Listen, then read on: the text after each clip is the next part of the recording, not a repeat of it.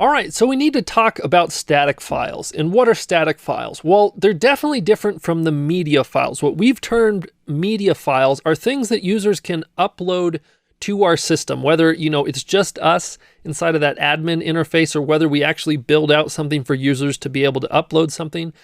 I consider anything media in the Django world as something that is sort of connected to the database and somehow and could be uploaded by the user. Whereas static files are things that mostly I, as the designer of the website, it's like, I want this thing to be here.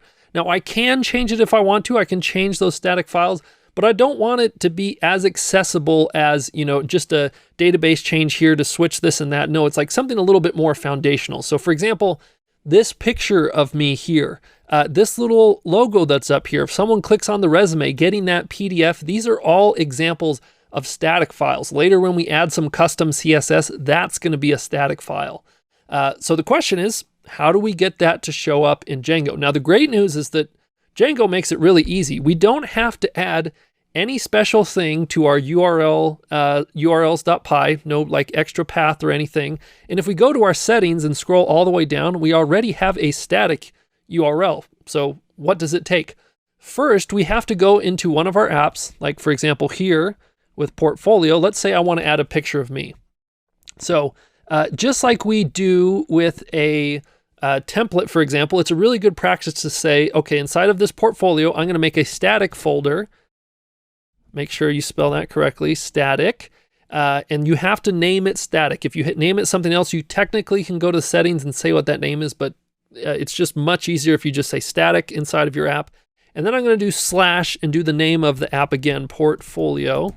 And then I'm going to do, well, let me just add those two there. So you can see in portfolio, I have static, and then inside of portfolio, that's where I'm going to add like my image. So I put on my desktop this nice picture of me with my blonde hair. This was a great summer in Japan when I dyed my hair. It just felt like a whole new me. And I want this center on my website. So I'm going to go ahead and drag this into this portfolio folder, okay? And then once this is in here, I'm going to go back to my home page, okay? And really, all that it takes is an image tag. And then for the source, I'm going to say source here is equal to, and then all I have to do is do the curly brackets with parentheses inside of them. And I'm just going to say static. And then I'm going to specify the name of what it is that I'm trying to bring in here. So in this case, it's going to be portfolio slash squareblonde.jpg, I believe it. The spelling's got to be exactly right. So I might even, for example, click rename just so that I can copy this exactly. So I'm going to go ahead and copy that, come back to my home, go ahead and paste that in there. So I'm going to save this. And there's one last step here is whenever you're going to use static inside of a template, you have to add a little curly bracket with parentheses or percentage signs and say load static. Okay, you don't have to do any parentheses or stuff like that, but just throw a load static at the top of a file somewhere, and then you can use this static that we see here. Okay, so if I go back to the home page, okay, hit enter on that, boom, it's that easy. That's my image there. And if you want to see where the image is, you can like right click and say copy image address. And if I paste this in, you can see it's slash static slash portfolio square blonde. Just like we had with the media URL, I could go to down here in the settings and change this to hello.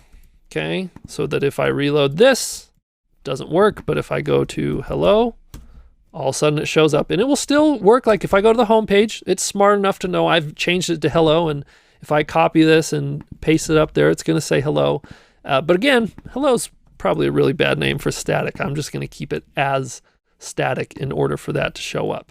Okay. So pretty cool that's there. The other one thing that I want to show you is how you can share like a PDF, for instance, like something that you want somebody to download. So I'm going to go back to Atom. And let's go to our home page. And in this case, I'm going to do an A tag. All right. So an A tag usually links to somewhere else. Let me put the ending one there. But in this case, we're just going to have it link to an actual file on our website here. So I'm going to say something like resume And I'll say that the href is equal to, very similar to what we have down below, percentage signs, static, and then inside of quotes, I'm going to say portfolio slash, and I haven't brought in my resume yet, so I've got to do that. So I'm going to take my little resume, bring it in here, and I'm going to say resume.pdf. Okay, so I'll save this, reload my home page, and you should notice it's down here at the bottom, this little resume. If I click on this, dun, da, da, da, hey, it shows my resume. And this is different depending on your browser. Like some browsers will just instantly download the PDF. Chrome says, hey, I'm smart enough to recognize this is a PDF file, and I'm going to open the little PDF viewer, and then users at this point can, print it, download it, whatever it is. But yeah, that's how you can share files with people if you want them to be able to download and access them. Okay.